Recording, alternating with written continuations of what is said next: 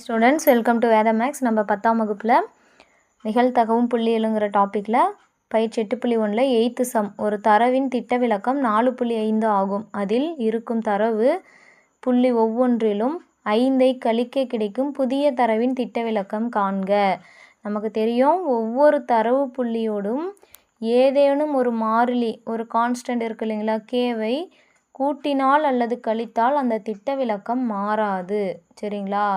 இப்போது 4.5 இதோட 5 வந்து கழிக்கிறாங்க. அப்போனா நம்மளுக்கு கழித்தாலோ கூட்டினாலோ நமக்கு திட்ட விலக்கம் மாறாது. அதோ பெருக்கினாலோ வகுத்தாலோ அந்த 5 வந்து திட்ட விலக்கத்தால் பெருக்கணும், அந்த 5 திட்ட விலக்கத்தால் கழிக்கணும். சரிங்களா?